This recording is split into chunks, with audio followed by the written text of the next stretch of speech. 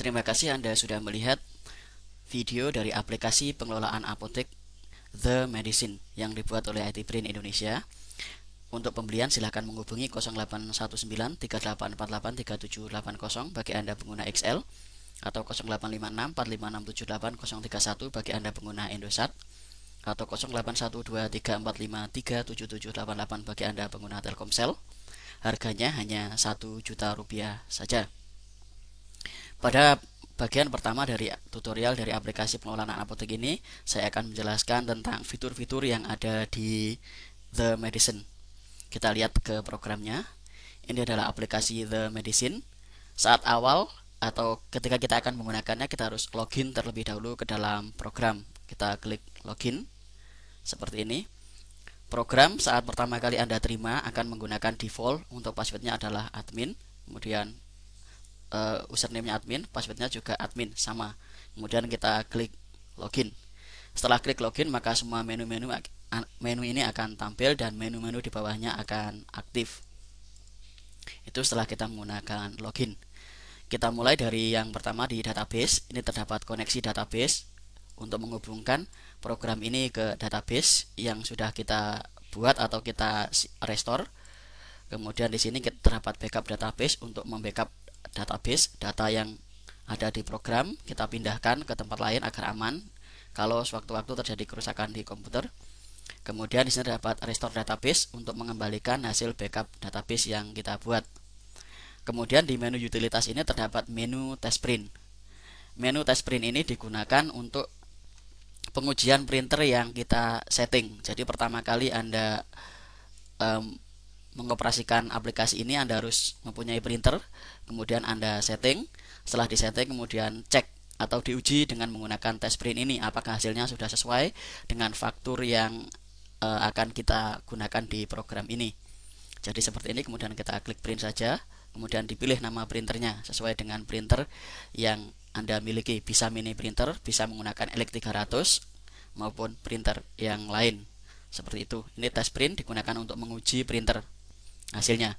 Kemudian identitas apotek di sini. Di sini dapat identitas apotek. Untuk mengubahnya sangat mudah. Kita klik ubah. Kemudian isinya ini kita ganti setelah sesuai dengan apotek Anda. Kemudian kita klik simpan seperti ini. Kemudian kita keluar.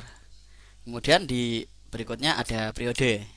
Menu periode ini digunakan untuk memasukkan periode dari apotek kita. Apakah apotek kita beroperasi selama periode atau tahun buku. Ini kita masukkan tambah, kemudian kita masukkan periodenya.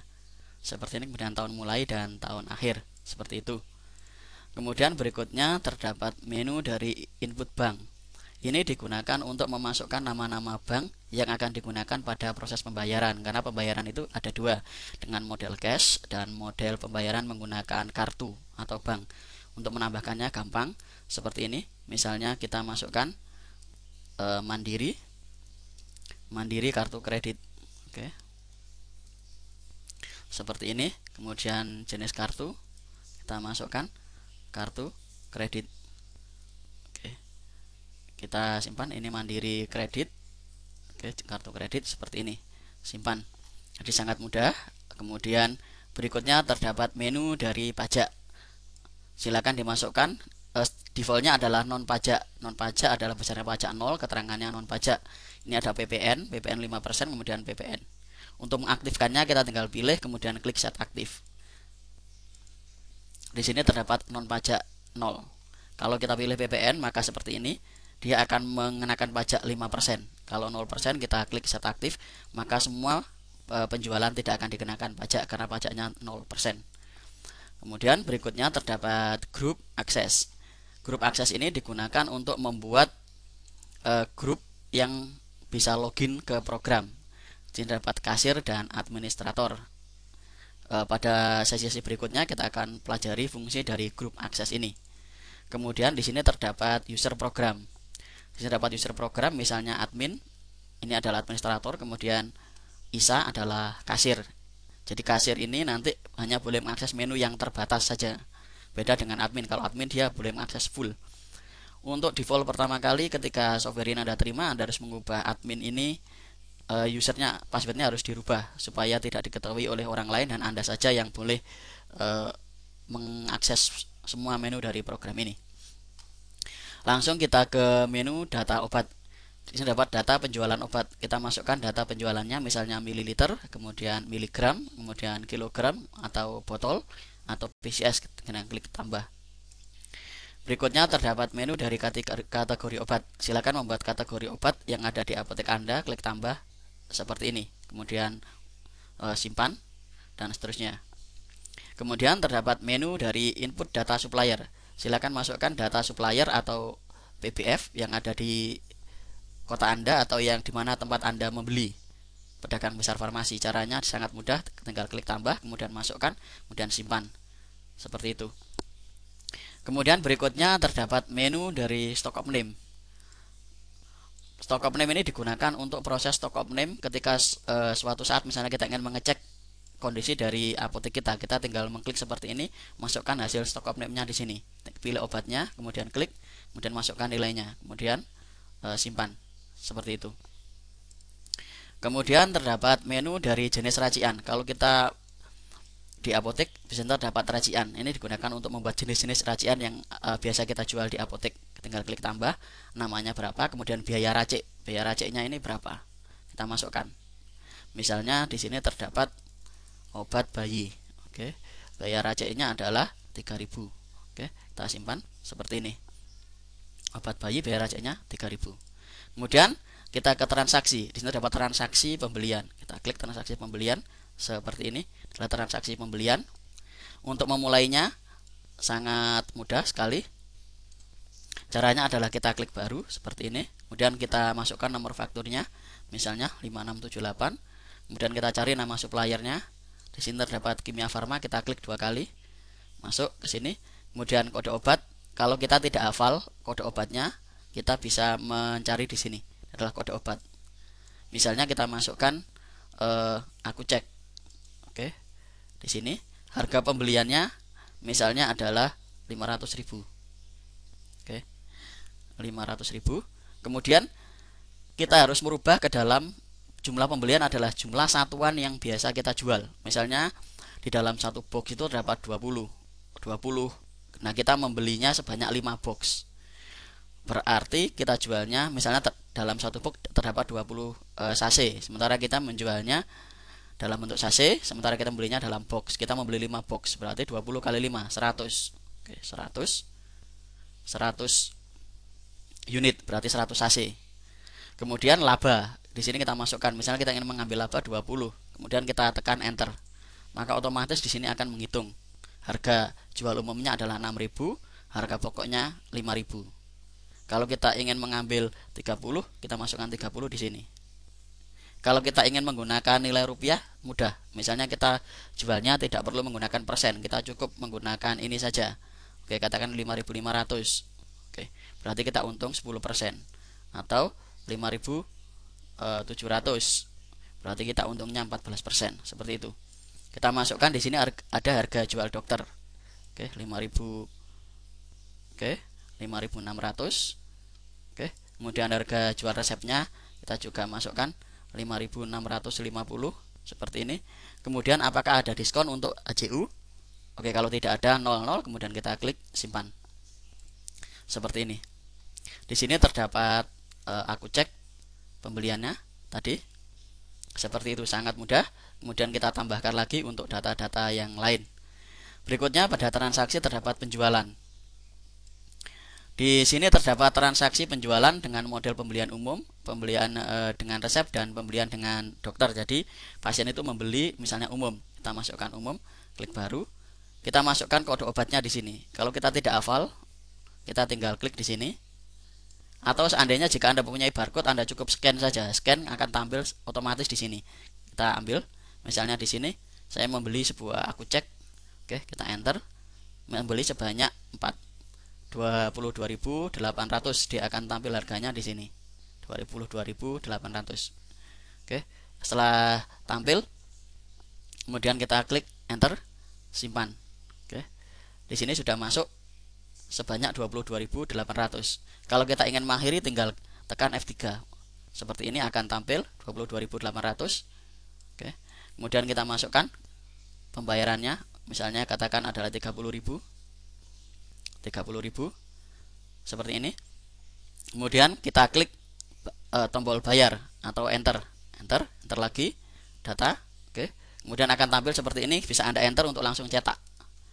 Kalau terjadi kesalahan pada printer, kita tinggal klik cetak ulang seperti ini, maka dia akan tampil seperti ini. Ini adalah tampilan kalau kita menggunakan cetak ulang seandainya terjadi kerusakan atau kesalahan pada printer. Terdapat aku cek 4 kali 5.700, diskonnya 0, jadi totalnya 22.800, jumlahnya 2.800, pajaknya 0, diskonnya 0, total 22.800, bayar 30.000, kembali 7.200. Seperti itu. Kemudian kita keluar dan kembali ke penjualan. Kemudian di sini juga terdapat pembelian dengan resep. Jadi silakan masukkan nama pasien, alamat pasien, kemudian nomor resep, nama dokter, dan seterusnya. Kemudian kita pilih kode obat, nama obat seperti biasa. Kemudian juga terdapat pembelian dengan dokter. Kita masukkan nama, nomor resep, dan nama dokternya kita masukkan di sini. Itu untuk penjualan. Kemudian berikutnya terdapat buat racian. Buat racian ini digunakan waktu kita akan membuat sebuah proses racian. Jadi sangat gampang. Kita tinggal klik di sini untuk komposisinya. Kita klik dulu di sini racian baru. Buat komposisinya, kita masukkan jumlah obatnya 1, simpan. Oke, secara otomatis harga pokoknya 5.200 karena biaya raciknya tadi 4.000, sementara Abilify ini harganya adalah 1.200. Jadi 1.200 tambah 4.000, 5.200 untuk harga pokok. Seperti itu. Kemudian untuk labanya misalnya kita akan ambil 30%. Oke, 6, 7, 60 seperti ini. Nah, ini kita bisa rubah, kita bulatkan menjadi 6.800. Seperti ini, maka keuntungannya adalah 31%. Oke, seperti itu. Kemudian harga jual resepnya kita buat sama. Kemudian kita klik masukkan input ke obat. Oke, data berhasil disimpan. Untuk jenis racian jamu. Oke, setelah dari sini kemudian kita kembali ke penjualan. Jadi kalau ada pasien ingin membeli, kita buat dulu raciannya, baru kemudian klik di baru, kemudian penjualan yang kita cari. Kita tadi membuat racian yang bernama jamu seperti ini. Seperti tadi harganya adalah 6.800 seperti ini. Kita masukkan jumlahnya 2. Ups, karena racian itu hanya 1, kita masukkan 1. Oke. 1, kemudian kita klik simpan. Berhasil. Bayar seperti biasa. Kita masukkan misalnya 10.000. Oke, kemudian bayar. Oke, seperti itu cara membuat racian. Kemudian berikutnya terdapat update harga. Jika suatu saat terjadi perubahan harga, maka kita bisa langsung mengupdate-nya. Kita pilih namanya di sini, kemudian kita klik di sini. Oke, seperti ini. Misalnya harga pokoknya 5.000, labanya 14%, harga CU-nya 5.700. Ini bisa kita update atau kita ubah, kemudian masukkan perubahannya di sini. Seperti itu, kemudian kita simpan. Nah, berikutnya terdapat menu pembayaran pembelian. Seperti ini. Biasanya apotek banyak menggunakan sistem dengan model pembelian seperti ini. Di transaksi pembelian tadi belum saya jelaskan, kita lihat ke sini. Untuk jenis pembelian di sini terdapat jenis dari titipan, cash, konsinyasi, dan hutang. Jadi misalnya terdapat obat yang dengan pembelian jenisnya titipan, dititipkan dulu ke apotek, kemudian saatnya kita membayar pada hari tertentu, kita bisa membayar melakukan pembayaran pembelian. Ini di sini terdapat misalnya suppliernya Kimia Farma. Nanti kita bisa cari nomor fakturnya di sini, kemudian akan terdapat nama supplier. Misalnya Kimia Farma, kita ambil di sini Abilify, kita membeli 200 unit, harganya 1.000. Hari ini kita akan membayar sebanyak 20 dulu. Kemudian kita klik bayar seperti ini. Bayar, kemudian kita bisa cetak struknya. Ini dibayarkan ke supplier atau orang yang menjual obat. Kita klik seperti ini, maka dia akan tampil seperti ini. Ini adalah faktur yang kita buat untuk supplier atau orang yang menentukan obat seperti ini.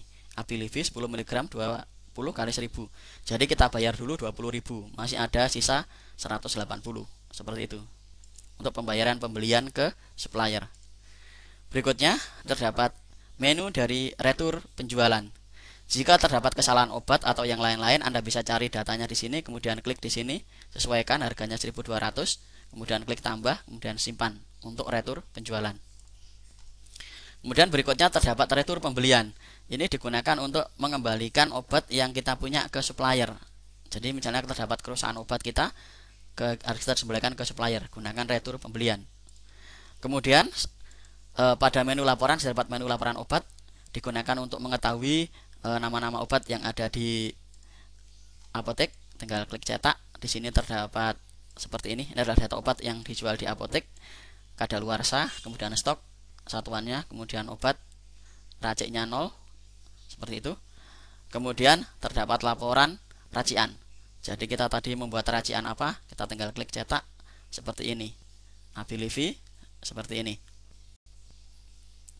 Kemudian berikutnya di sini terdapat menu laporan pembelian. Laporan pembelian, semua pembelian. Di sini terdapat semua pembelian dan pembelian per supplier. Misalnya kita pilih berdasarkan nama supplier, atau pembelian per jenis pembelian. Mana yang pembelian yang titipan, cash, konsinyasi atau hutang. Kita pilih di sini per jenis pembelian. Kemudian tanggal mulainya dan tanggal akhir. Misalnya semua pembelian, kita pilih dari tanggal 1 April sampai 12. Kita klik refresh. Kemudian kita klik cetak. Maka kita dapat menghasilkan laporan seperti ini. Dapat jamu, pembeliannya adalah cash, nilainya 5.200. Kemudian ada pembelian dari faktur 5678, suppliernya Kimia Farma. Di sini dapat aku cek 5.000, 6.000, 1.000. Jumlahnya 100, 500.000. Total pembeliannya adalah 351 item atau jenis buah. Kemudian totalnya 1.005.200, seperti itu total pembelian dari tanggal 1 April sampai 12 April. Kemudian berikutnya terdapat menu dari laporan stock of name. Jika kita telah melakukan stock of name, kita bisa lihat cara laporannya di sini. Kemudian berikutnya terdapat menu laporan harga. Laporan harga berdasarkan harga sekarang, kita bisa cetak. Ini adalah harga sekarang. Misalnya terdapat Abilify, HPP-nya 1000, HJU-nya 1200, HJD 1300, HJR 1300. Kemudian diskonnya 00. Kemudian aku cek HPP 5000, HJU 5700, HJD 5600, HJR 5650. HJD adalah harga jual dokter, HJU harga jual umum, HJR harga jual resep. Kemudian kategori racian. Jamu harga pokok 5.200, HJU 6.800, HJD 6.800 dan seterusnya. Kemudian berikutnya terdapat menu laporan penjualan. Terdapat menu laporan penjualan per user. Per user ini digunakan untuk melihat user yang menggunakan aplikasi kita. Jadi kita bisa melihat penjualan, misalnya kasirnya bernama Isa, berapa laporan penjualan yang didapat oleh Isa dan semua penjualan. Kita klik di sini tanggal berapa mulainya dan tanggal lahirnya berapa. Kita tinggal klik cetak misalnya seperti ini. Maka akan tampil penjualannya seperti ini. Terdapat penjualan jamu 6.800 nilainya. Kemudian ini Abilify, nomor faktur. Perhatikan nomor faktur penjualan di sini. Nomor faktur di sini standar kami adalah menggunakan 2 digit di depan adalah nama tahun 2012, kemudian bulan 04, kemudian di sini terdapat tanggal, kemudian jam, kemudian menit, kemudian adalah detik dan mili detik. Jadi Anda bisa mengetahui melacak nomor faktur ini sah atau tidak berdasarkan tanggal, jam, tahun, bulan, tanggal, jam, menit, detik dan mili detik dari transaksi yang dikerjakan. Jadi itu adalah fungsi dari nomor faktur dengan menggunakan seperti ini.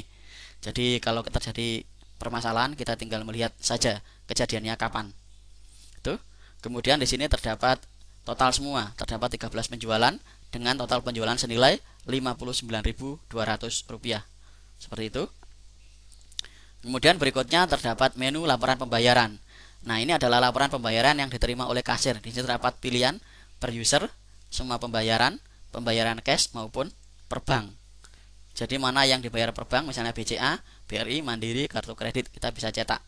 Misalnya semua pembayaran, klik di sini, kemudian tanggal mulainya dipilih, refresh, kemudian cetak.